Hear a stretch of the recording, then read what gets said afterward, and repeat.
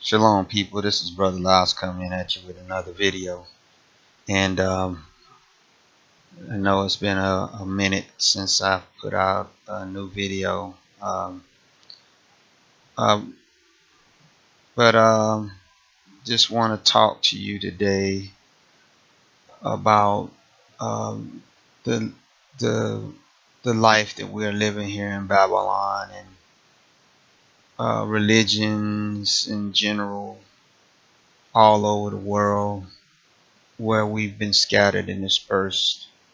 There's a lot of concentration of uh, this awakening on America, but we always fail to uh, realize and recognize that he said the four corners of the earth we will be scattered in, and we uh, even though we know America is the most influential um, place that we were scattered to, the larger number of us that were scattered uh, in the time during this time of Jacob's trouble that we're living in was uh, scattered to South America, especially Brazil, where there's I want to say either 100 million or close to 100 million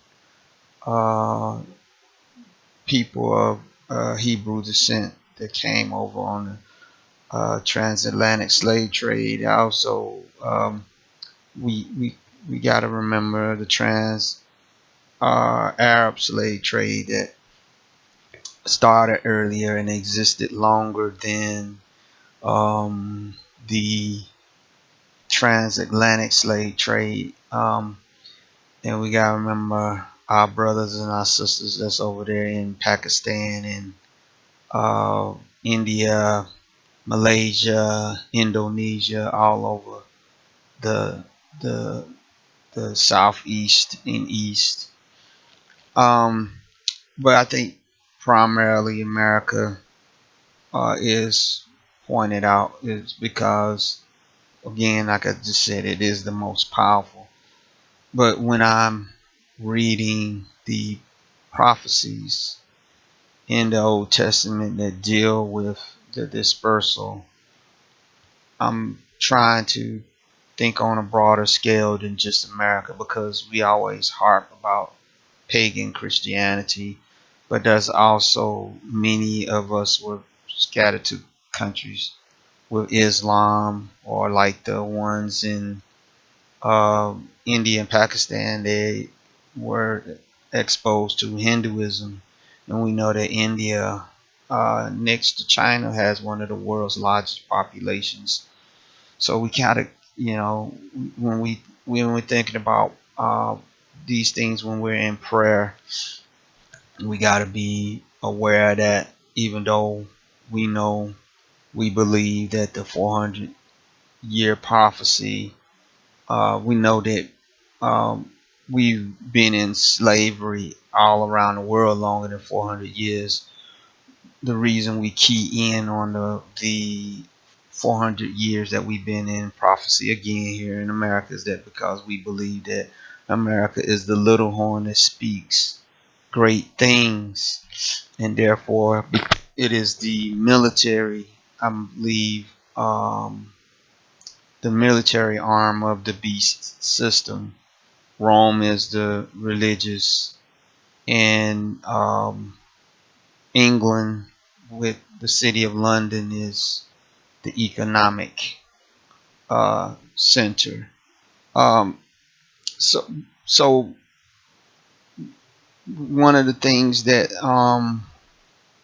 the, the prophets Ezekiel, Isaiah, and Jeremiah did was to give us a snapshot, an understanding of what they were thinking, or what Yah was thinking, and what Yah was saying back during that time about what was going to happen to us.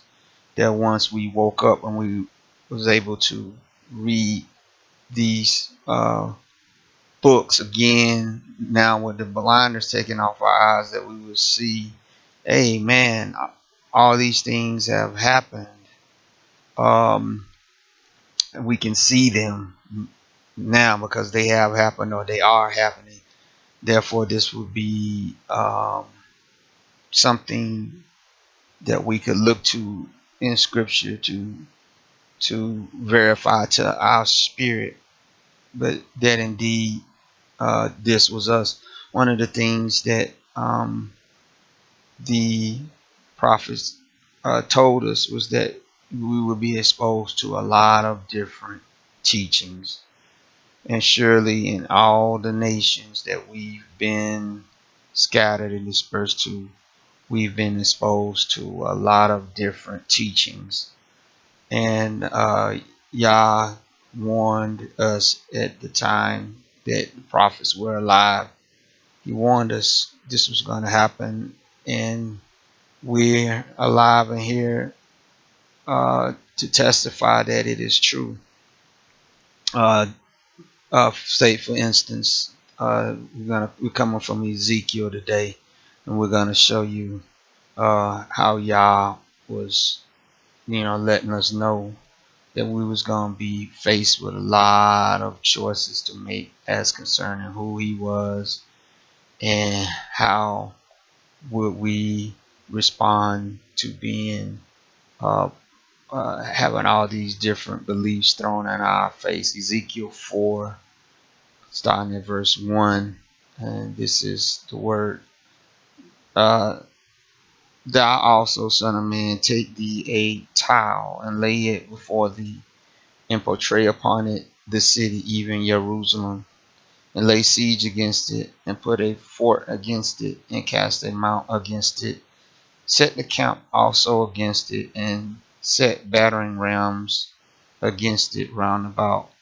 Moreover, take thou unto thee an iron pan, and set it for a wall of iron between thee and the city, and set thy face against it, and it shall be besieged, and thou shalt lay siege against it.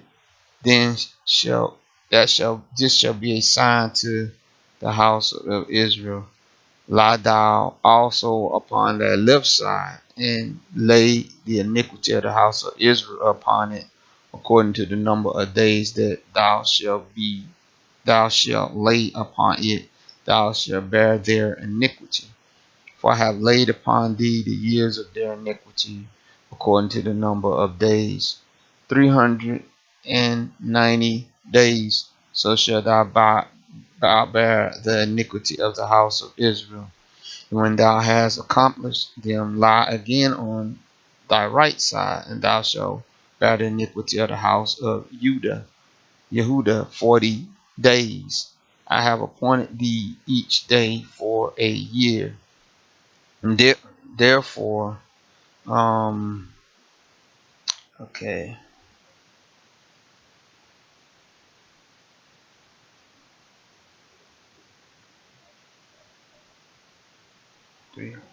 okay. Therefore, thou shalt set thy face against the sea toward the siege of Jerusalem, and thy arm shall be uncovered, and thou shalt prophesy against it. And behold, I will lay bands upon thee, and thou shalt not turn thee from one side to another till thou hast ended the days of thy siege. Take also unto thee wheat and barley and beans and lentils and millet and fitch, and put them on in one vessel, and make thee bread thereof according to the number of the days that thou shalt lay upon thy side. 390 days shalt thou eat thereof, and thy meat which thou shalt eat shall be by weight 20 shekels a day. From time to time shalt thou eat it. Thou shalt drink also water by measure, the sixth part of a hin. From time to time shalt thou drink, and thou shalt eat it as barley cakes, and thou shalt bake it with dung that cometh out of man in their sight. And the master said, even thus shall the children of Israel eat their defiled bread among the Gentiles, whether I will drive them. Then said I, Master Elohim, behold, my soul has not been polluted, for from my youth up even to now I have not eaten of that which died or itself or is torn in pieces, neither came there abominable flesh into my mouth.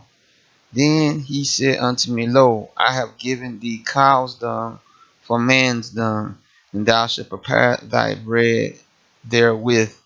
Moreover, he said unto me, Son of man, behold, I will break the staff of bread in Jerusalem, and they shall eat bread by weight and with care, and they shall drink water by measure and with astonishment, that they may want bread and water, and be astonished one with another, and consumed away for their iniquity.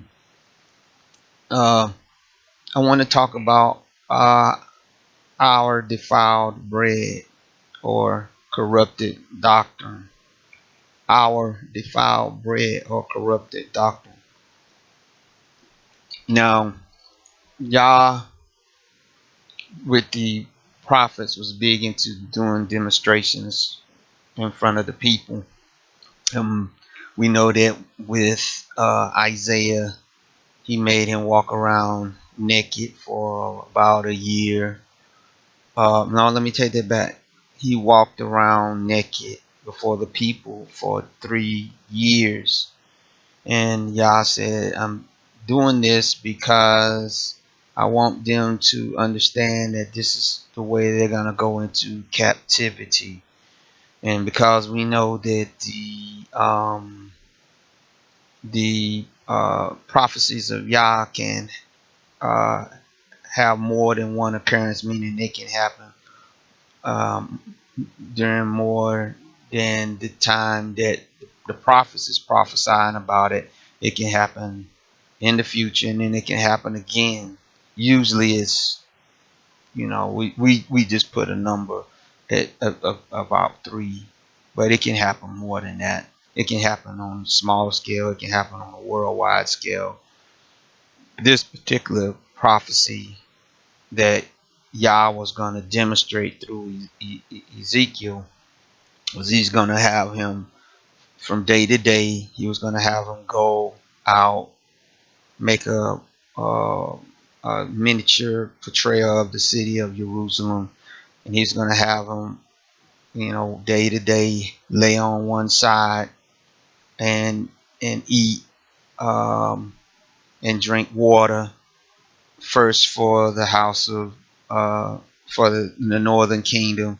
So every morning he would get up and he would go in front of his little miniature representation of Jerusalem and lay on the side. And he would do that every day. He would come, and and the Bible says that for that day Yah would lock him in a place where he couldn't move. He would be right there. Then of course he would leave, and then he would come back the next day. And he did that, he said, for the northern kingdom. He did it for what did it say, 390 days to bear the iniquity that uh, they were in. We know that Yah had already dealt with the northern kingdom. They had been pretty much been scattered. I mean, dispersed by the Assyrian Empire. But Yah had extended the time that the southern kingdom, Judah, had. So after he did that for the northern kingdom, the Bible said that he was going to go and have to do the same for the southern kingdom, but that he was only going to do 40 days, which is go back to that 4 again. And he said he was going to have him do that for 40 days. But the thing that we want to zero in on was not just the fact that he was bearing the iniquity for the southern and northern kingdom, we want to look at the fact of his diet. Yah had told him that, the places that they were gonna be scattered, there was gonna be a scarcity of food, scarcity of things to consume, and water. Um, but the, the thing that came to me, that jumped out at me when I read this, was the part where Yah had told Ezekiel. He said, I want you to bake the bread. Um, yeah, in verse 12, he said, I want you to bake the bread in the people's sight on coals made out of human feces, human dung, which is just totally corrupt. I just thought about, I said, that's it's bad enough, with the animal dung, which dried up animal dung, it's been dried up long enough, you can use it, but the human waste, it was just foul. So here's Ezekiel. He's of the Levitical priesthood. I don't know if he would have actually been of the high priest family, but he surely was a Levitical priest. So he's like, look, yeah, I never tasted anything that was abominable or foul. It's never been in my mouth. Yeah, please don't make me have to, you know, do this. He said, okay, I'll give you cow's dung in place of human dung. He said, because the places where they go, I'm going to scatter them. They're going to have to eat their defiled bread amongst the Gentiles. But I thought about fact that, our diet in all the different places that we have been, you know, us here in America have eaten the swine, eating the shellfish, eating the crab, eating the lobster, all things that are unclean according to Yah, you know. And but then I thought about teachings, doctrines, because in the Bible, you can uh, it talks about that which comes into us, is also information, can be considered as food, food for the spirit, right? So I said, let me go to the scriptures so I can do the line per line, precept upon precept. So then what I did was I um, went to Luke, the 15th chapter,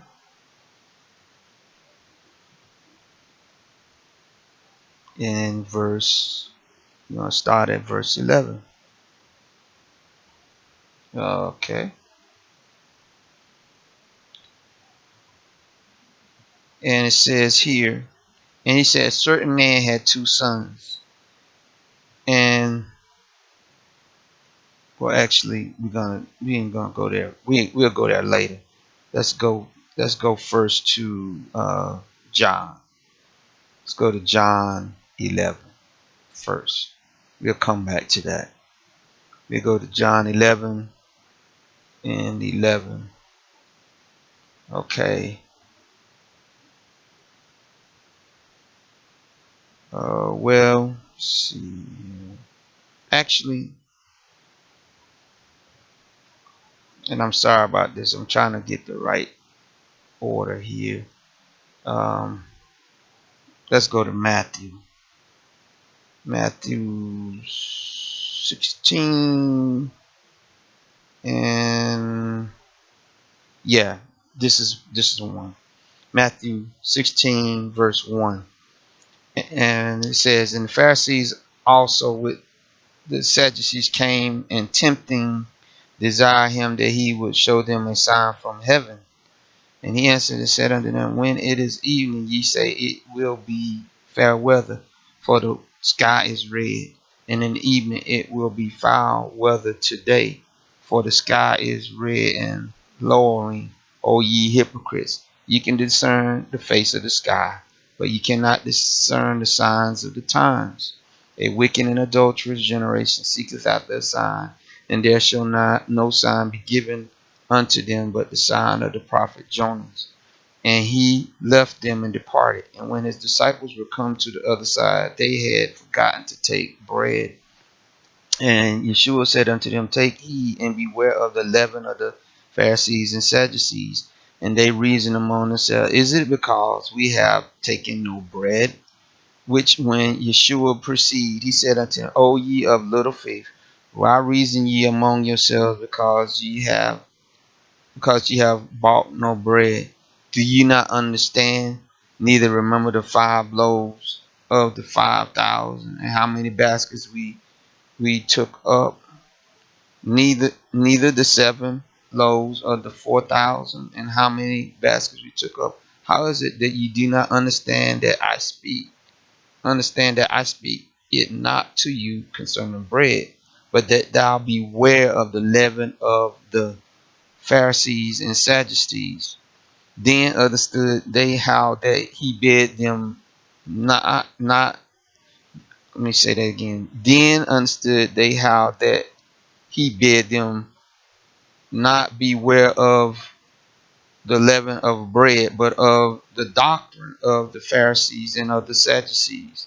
And so that's what I'm saying here. The defiled bread that we not only were going to be eating, talking about the different foods and stuff that were bad, not only bad for us, but also they were ceremonially unclean and foul that we wasn't supposed to be eating, but also the different teachings and doctrines which were also bread, which Yeshua said here, beware of the bread, because leaven was what they put in the bread to make it rise. The leaven was what permeated throughout the bread and made it rise up. So it affected the dough. So so it is with us that Yah was going to. He told Ezekiel. He said, first I want you to use human waste, to dried up human waste to bake the bread on, and which would defile it with the human feces. Now we know humanism is a big thing in the West. Humanism basically glorifies men, and even though uh,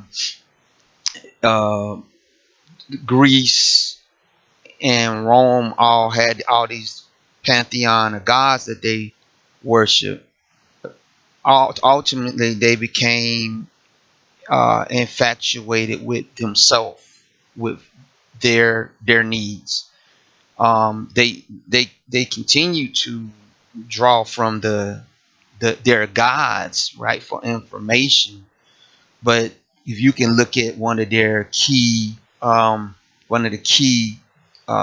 demigods that the Greeks and the Romans loved was Hercules. Why? Because Hercules rebelled against the gods. So even though they had their gods, they were basically rebelling against the worship of their gods. Not saying that they didn't do it. They drew, of course, powers from these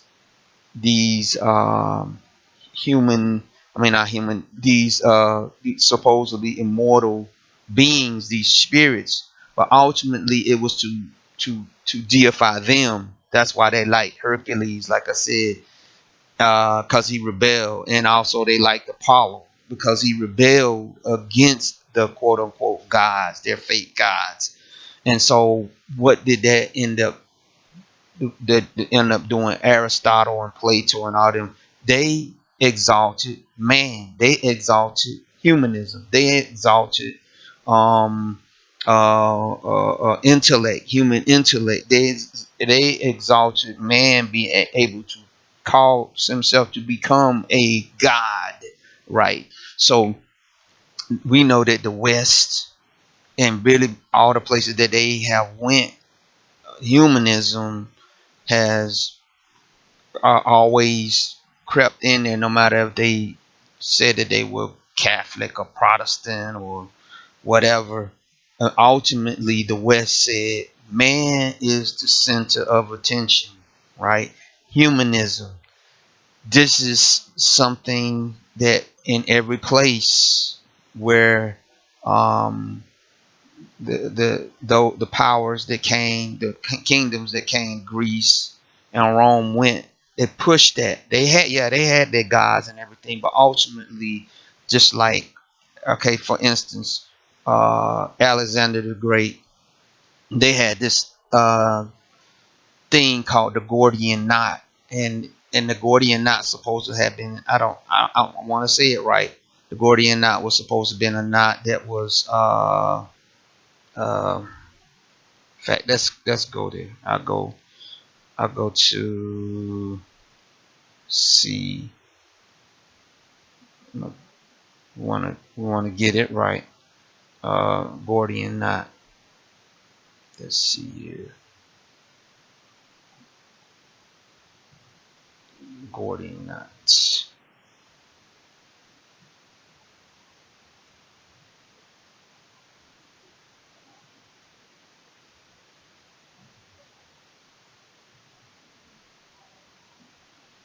Okay, so the Gordian knot is a legend of Gordium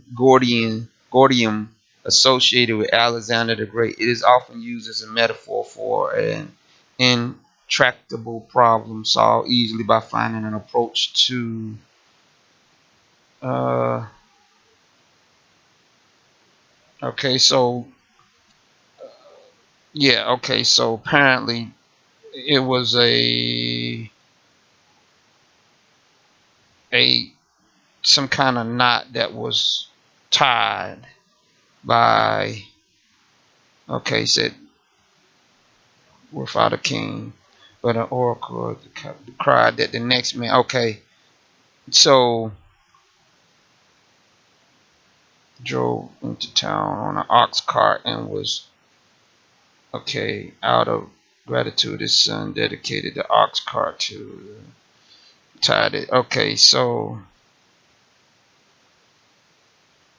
some kind of god came, Sir Basius, who was supposed to be Zeus, had supposedly tied a post with an intricate knot, and it was said that whoever could untie the knot right would be the I guess the next world ruler. It was supposed to have been tied by the gods, and what was supposed to happen was the person was to untie the knot. What they said what Alexander did, he said forget all that. He went there with his sword. He just cut the knot, and so the term "cut" and the Gordian knot mean, man, forget all that stuff about the gods and everything. The solution to the problem is just to cut the knot. So you can see, and all this stuff that it was doing, it was trying to distance himself from always, being beholden to the gods. It was really that we was going to reject. So what happened when we were captive by the West? We were induced to humanism, meaning forget the collective, it's individual rights. What was one of the key things of um, uh, the not only the Magna Carta but also the Constitution and all this? It was America has been the crowning hope of what of Plato and Socrates had dreamed of. That, you know, yeah, we don't totally reject the quote unquote gods. We believe that they're somewhere out there, but we ultimately are the pilot of our own ship. So we as the people and all the places where the West have been, we have been indoctrinated into humanism, the teachings of humanism, the defiled bread from the uh, that was baked on, which y'all said baked the bread on the dung of humans. we have been introduced to that, and you can see that with the gospel, quote unquote, of grace, that when the West, when the European powers got hold to the gospel, they made it about, not that Yah sent his son just to die for our sins, but also that because the grace was there, that basically as a person you can make as many mistakes as you wanted to, because the that blood, you could just arbitrarily go up to that and into Yeshua and ask him just to cover you with that blood. So it was no more about him dying to free us from sinning, but his death was to which from which came the doctrine of antinomianism, which is a Greek term that, you know because we have that blood, we are basically set free to do whatever we want, as long as we can get back to that blood. We can pretty much, which kind of defeated the purpose of Yeshua, Yah sending Yeshua to free us from sinning, free us to be able to live the law without uh, the the external framework, but that the spirit will be within us to help us to not walk in the flesh, like Paul said, walk in the ruah of the spirit, and you shall not fulfill the lust of the flesh. No, it was not about that to them. It was like, hey, now we got a way that if we sin, we can go to this being that we call Jesus Christ, and we can ask forgiveness. That's why they were able to go out and do all the wicked kind of stuff that they doing, because it was not about the death freeing them from sin. It was the death and the blood being there as a cover, so that whenever they did do something, which they did a whole lot of stuff, they said, "Well, the grace is there for me to use it. I'm going to use it. I got, I got to get out of hell free card here, that if I go murder her whole civilizations of people, I got the cross, I got the blood that I can fall onto." Why do you think the song that they love the most is Amazing Grace? Is because it's a good get out of free jail card for them. That's what it was. And so the it goes back to the focus being on me. Um, I'm, uh, I am but a frail being, and Yah understands that. Therefore, the grace that He has appropriated to me, I think, is there to give me the liberty to do what I want, which Paul warned us about. He said, "Use not that liberty as a cloak of darkness." But these people haven't used it as a cloak of darkness. They made a whole clothing line out of it, and we haven't been under this humanism, which puts the focus on the on us, and doesn't put it on Yah's power to keep us from. He said He'll keep those who desire to be kept. It's not been put on focused on that. It's been focused on how much sin can I do, and how many times can I ask forgiveness of it before I die. That's why you always have these stories about people dying on their deathbed after living a whole life of just parading around and doing whatever they want to in the flesh. That's humanism. Because humanism said, if y'all didn't want me to sin, then He shouldn't put it inside of me. But since He did put it inside of me, and I got the grace here, I'm going to live my life the way I want to, because if the grace is there to forgive me, why am I gonna let the grace go to waste? I'm gonna go out and sin as much as I can because of that that blood, that grace can wash away any kind of sin, then I'm going to use it. Basically, you know, it's just a a speed bump to slow me down a little bit, because I had to stop and I got to say, oh, yeah, please forgive me for that. And then I'm going to go back out and do again and again, which we know Paul said, shall we continue in sin that grace may abound? Yah forbid, because, you know, they don't really see that part of that, or they don't emphasize that part.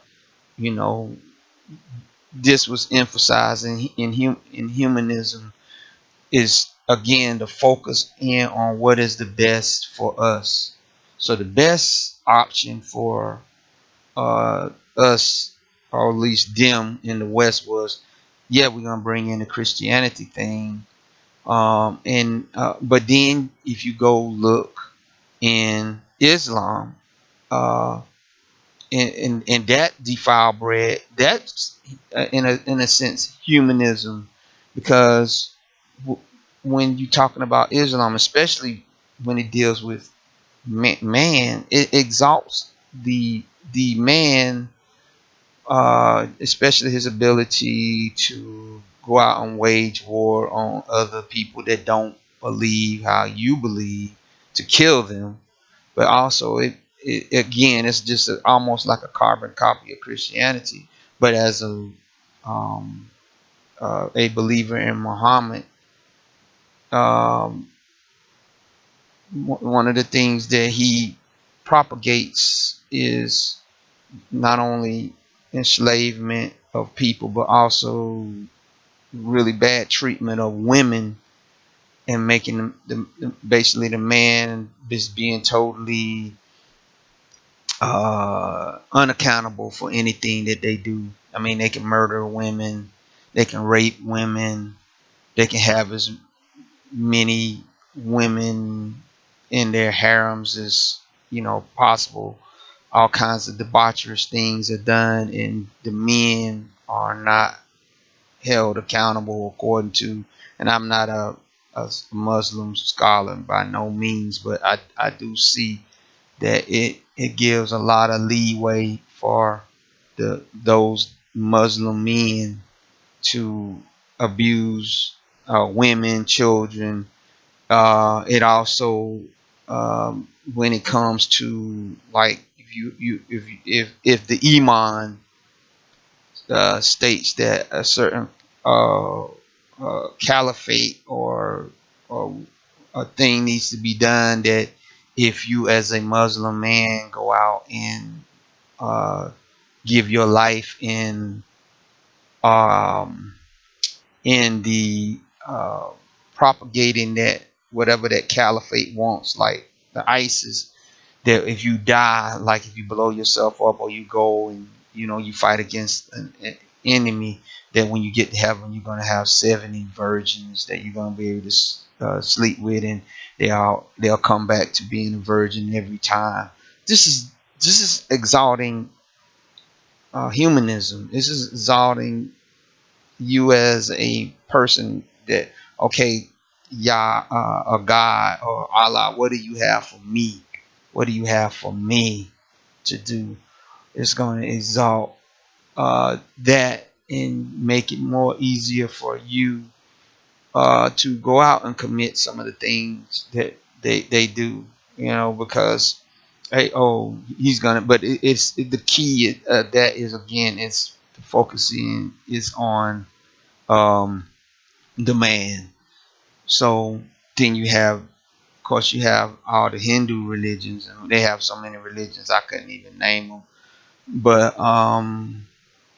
again, even uh, they exalt, again, uh, you see the humanistic thing of man, with the meditation, and the karma, and reincarnation, where you can eventually yourself become a almost like a god. Buddhism, all this kind of stuff. So again, the defiled bread, the defiled teachings, that all the places that Yah scattered our people to, they are exposed to this humanistic teaching. And of course, we know, like I said, the United States, the Constitution, the articles, all that keys in on man, the deification of mankind. Even when we went to Washington D.C., you seen all the, you might as well say the temples that were built to Washington, Lincoln, Thomas Jefferson. Um, we didn't get to go to all of them, but we can see them in the distance, and it looked like some kind of Greek pantheon. And so he said, you see that Ezekiel said, no, no, master, don't let me have to use this human waste. I don't want to deal with that. He said, we'll use cow dung. So that goes back, the cow dung dealing with the animals, dealing with the worship of Baal, which was a bull.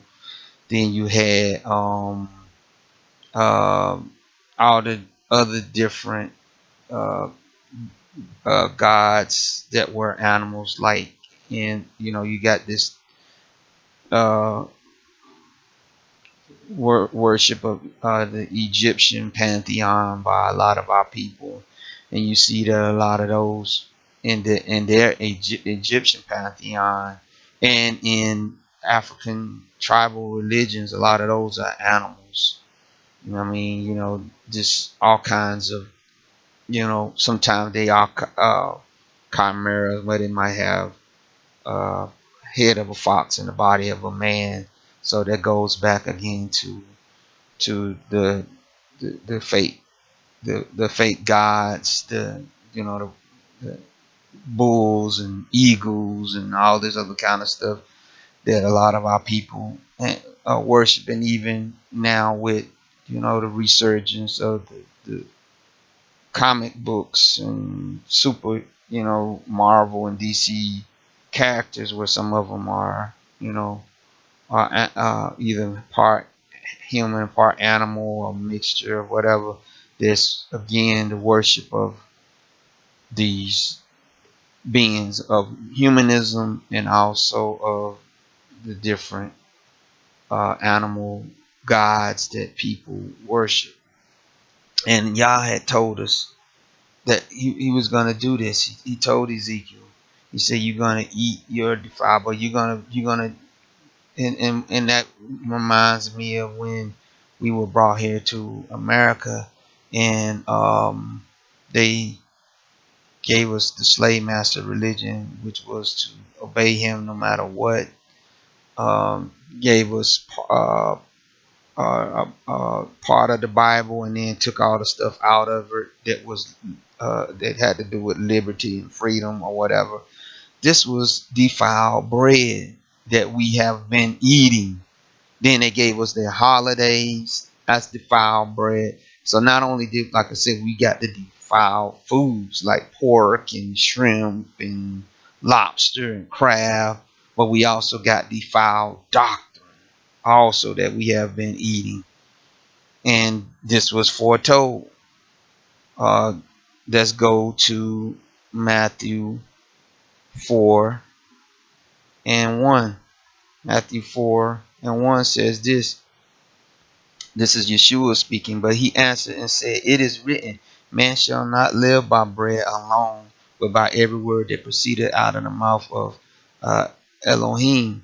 Then the devil taketh him up unto, okay, well, let me start verse 1. I'm sorry. Then was Yeshua led up of the spirit into the wilderness to be tempted of the devil Hasatan. And when he had fasted 40 days and 40 nights, therefore again he was afterward and hungered. And when the tempter came to him, he said, if thou be the son of Elohim, command that these stones be made bread. But he answered and said, it is written, man shall not live by bread alone, but every word that proceedeth out of the mouth of Yah. So here we go again. Yeshua was comparing the words of Yah to bread. He said, you got to live off the teachings of Yah, the doctrine of Yah that comes not only, well, we know that the written word came from the mouth of Yah, that the as the Spirit moved men, they wrote it down. But he also was talking about once the Holy Ruach was going to be given and he would lead and guide you into all truth, that we would live by that. And the reason we would have to live by that, the bread of Yah, is because again we were gonna be in these places with the defiled bread that and um excuse me, with the defiled bread is that in the book of John we know that the Yeshua said, "Accursed anyone that added to or take away from the word." He knew that the word was going to be added to or taken away from, and so that's one reason why he sent the Holy Ruach to live inside of us, that will let us know. I know what they wrote, because I forgot how many different um, uh, Bibles they now have out there, and the different manuscripts that they have translated them from, that you would have to be led by the Ruach or the Spirit of Yah when you would read some of these things, because some of them are totally contradictory, so that you got to be able to hear what the voice of Yah is really saying sometime when you read these things, so that you won't be fooled, so that you won't be led off, because um yeah you, one jot or one tittle can change the way the scripture, how your understanding of Yah is. And so, again, that's the foul teaching, that's the foul doctrine. That's why we got to learn the voice of Yah, so that when we read, and we say, hey, that don't sound like Yah would tell us to do something like that, because now they got um gender specific Bibles dealing with genders now, that neutral Bibles that take out the gender of Yah and basically call him a it, or but then they got some that call him a her, all kinds of stuff. That's why he said, man shall not live by bread alone, but every word that proceedeth out. You gotta learn the voice of Yah and let him feed us, right? Direct us in the right way, because there's all kinds of deception out there.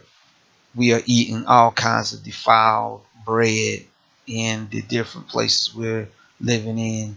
You know, let's go to um, Matthew 15. Let's see. Let's go 15.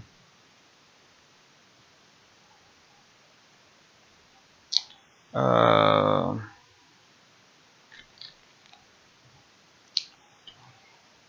uh, yeah, let's go to verse.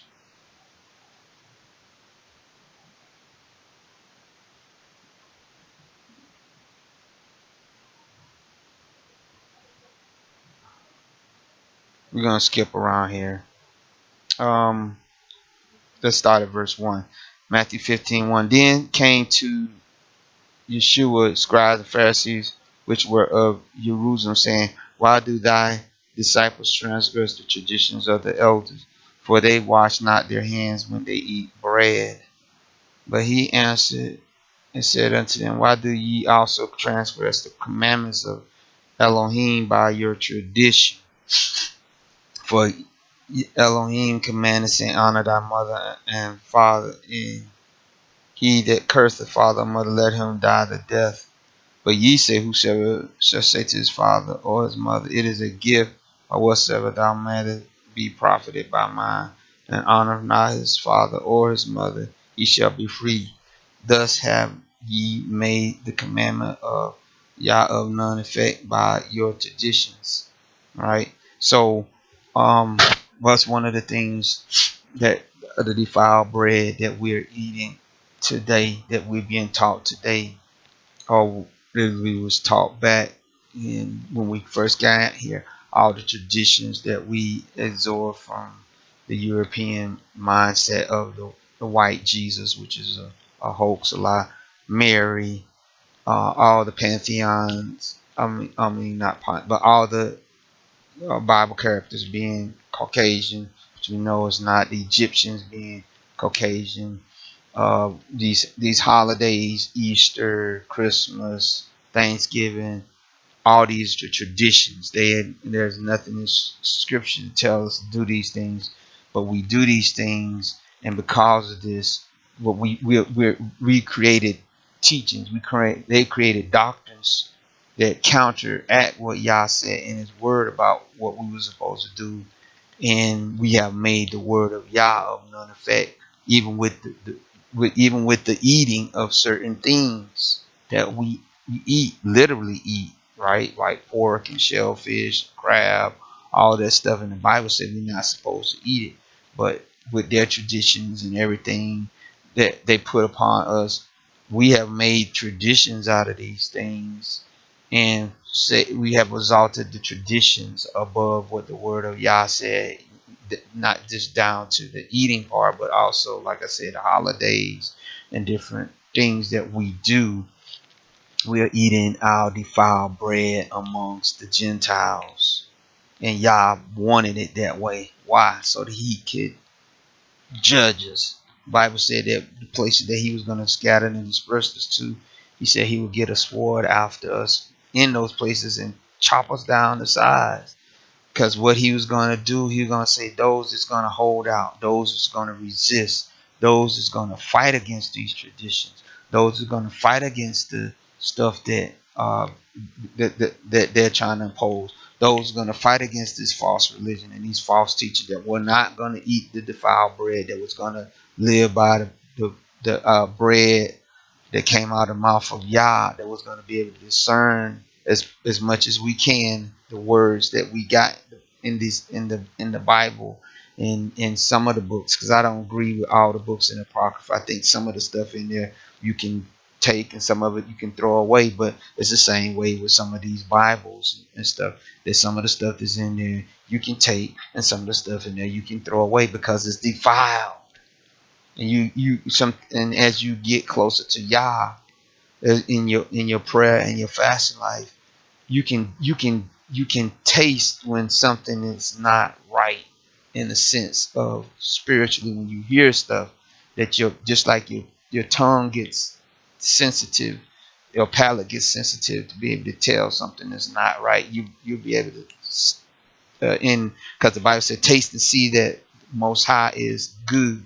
Right. So it's the same way with us, with these different teachings that we are being bombarded with. We need to uh, try to get away from the buffet mentality of dealing with Scripture and narrow it down to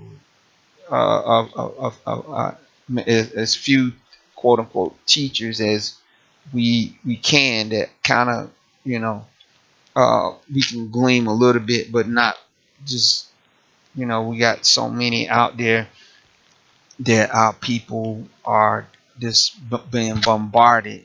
You know, first when you was in Christianity, you had all this stuff, but then in the Hebrew Israelite understanding, they have a lot too. That's why you got to know the word for yourself and not get caught up in the religion and customs, like Yeshua said here. He said, notice what he said here. Let's go down to let's keep going. Verse 7: Ye hypocrites, well did Elias prophesy of you, saying, this people draw nigh unto me with their mouth and honor me with their lips, but their heart is far from me. But in vain do they worship me, teaching for doctrines the commandments of men. So he said, people in supposedly in the sincerity of their heart, they mouth say they love Yah, they love His Son, but uh, they they heart is not being changed, and their teaching, they do worship Him in vain.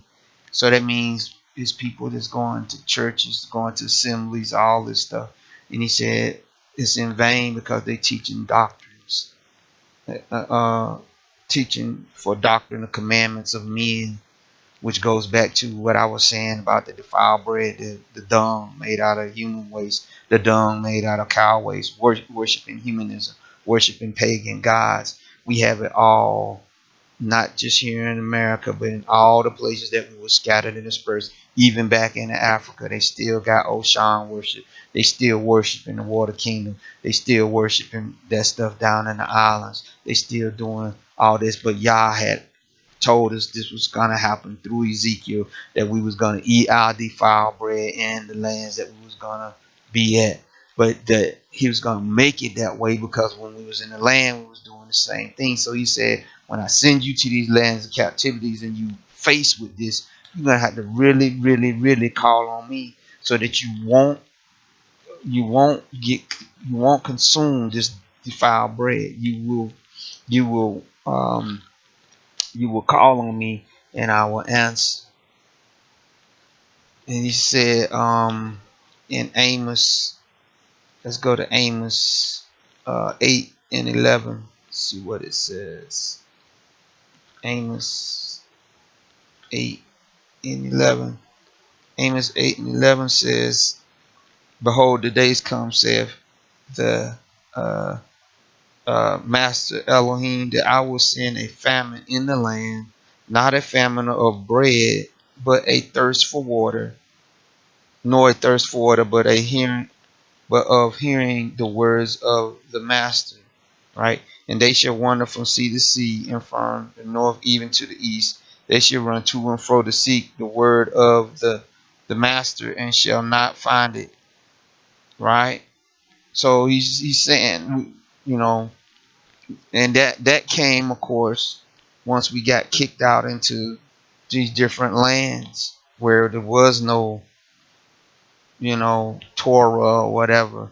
That's why, and like I said, in the seven different continents that Yah scattered us on, whatever religions uh, on those different continents that we have been scattered to, you will find that the majority of our people are mixed in with those religions.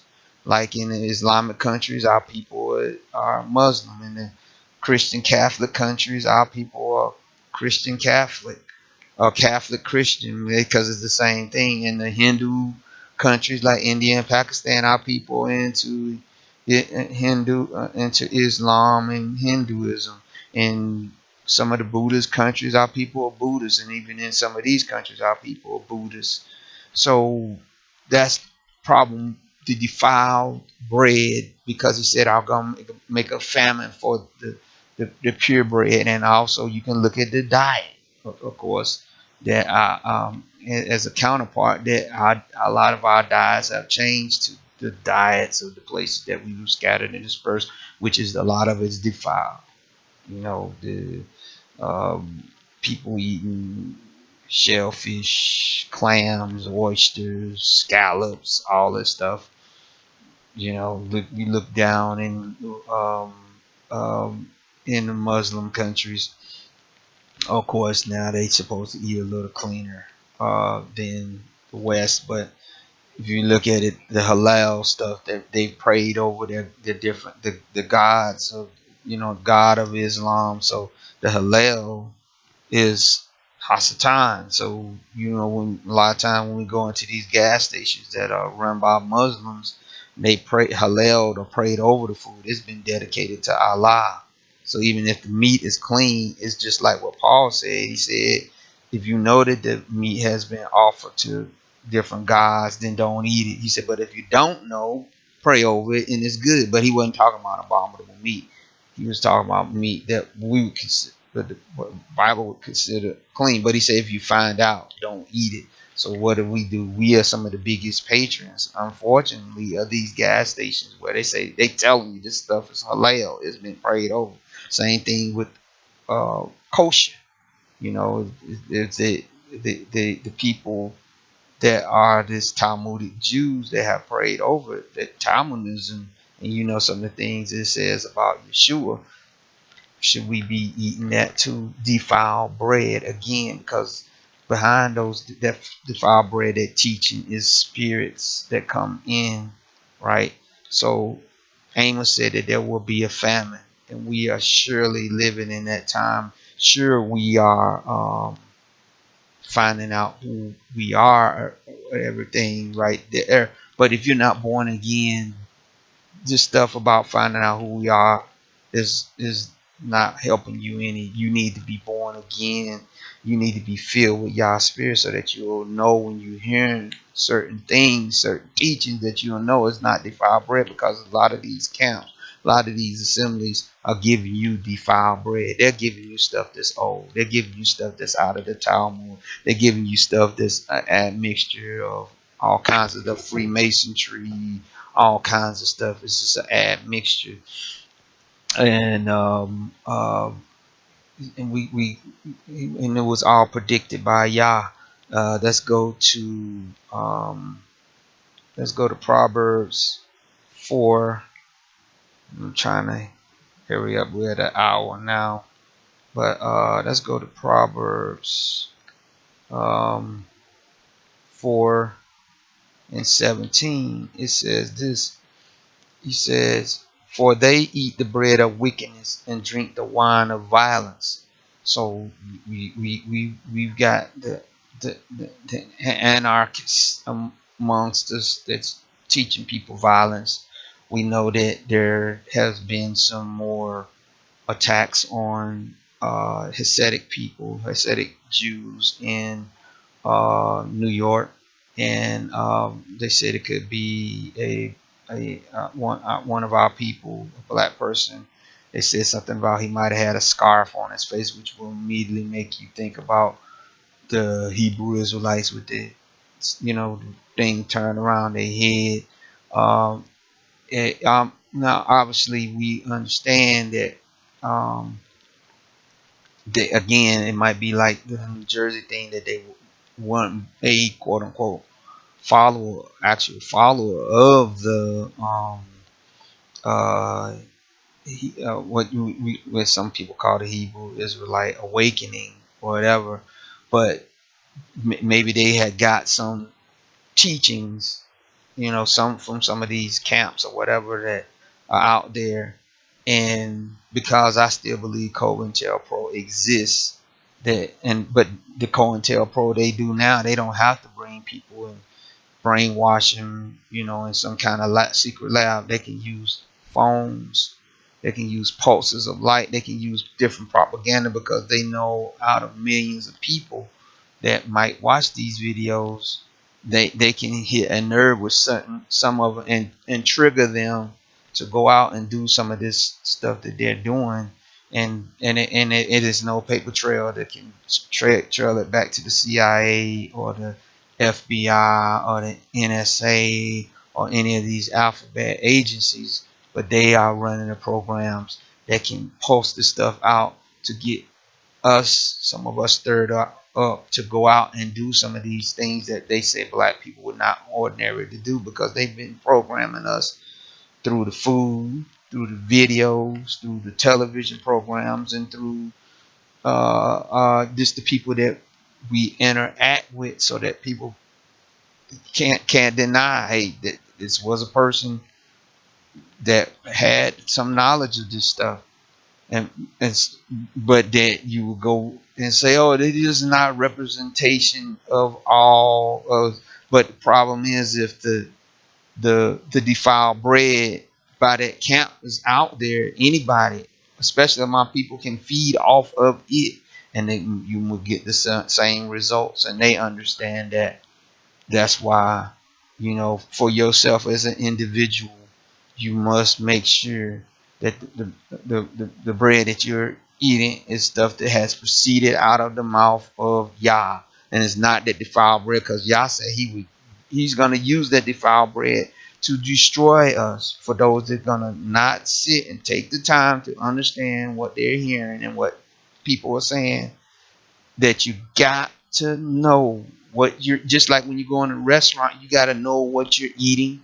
It's the same way in the different lands of our captivity that we won't be able to stand before Yah and say, well, going back 4 generations, this is all my family knew. My family knew voodoo, and that's what we do. My family knew Islam. My family knew Catholicism. My family knew Buddhism and Hinduism. That's all we know. Y'all gonna say, no excuse. This is the defiled bread. I told you, and my word is going to defile bread. I told you what I did it for. I sent the defiled bread so you can be destroyed. So the purpose of it was to see who was going to fight for the word of Yah. Yeshua said that the kingdom of Yah suffered violence, and the violent take it by force. Meaning that we was gonna have to fight. You not wasn't just gonna be able to waltz up into this thing. You was gonna have to fight for it. You gonna have to fight and say, I'm not going to do these wicked holidays. No, I'm not going to do these wicked customs. It wasn't going to be just a casual thing where you was going to one day in your mind say, oh, I got it. I can do this on my own. No, that's why you need to be born again. You need to be born again, filled with Yah's spirit, so that you will know the defiled bread when you eat it. Let's go to, again, to um, Proverbs. Let's go to Proverbs 20 and 17. Proverbs 20:17. Bread of deceit is sweet to a man, but afterward his mouth shall be filled with gravel. So deceit, all these things, teachings, deceit. We see the bread is teachings, doctrines, deceit. What we have learned in America and all the other places that we have with these different teachings, deceit, corruption. Let's go to Proverbs 23 and 6. Proverbs 23 and 6 says this: Eat thou not the bread of him that has an evil eye, neither desire thou his dainty meats. So he's saying here, let's keep away from these deceitful men, these deceitful people with evil eye. Uh, let's go to Isaiah 30 and 20. And we're going to get ready to end. Isaiah 30 and 20 said, and though the master give you the bread, um, the bread of adversity and the water of affliction, yet shall not thy teachers be removed into a corner any more, but thine eyes shall see thy teachers, and thy ears shall hear a word behind them, saying, this is the way, walk ye in it. When ye turn to the right hand, and when ye turn to the left, ye shall defile Ye shall defile also the covering of thy graven images of silver, and the ornament of thy molten images of gold. Thou shalt cast them away as a minstrel's cloth. Thou shalt say unto it, get thee hence. Then shall ye give then shall he give thee the rain of thy seed, that thou mayst sow the ground with it, and the bread of the increase of the earth.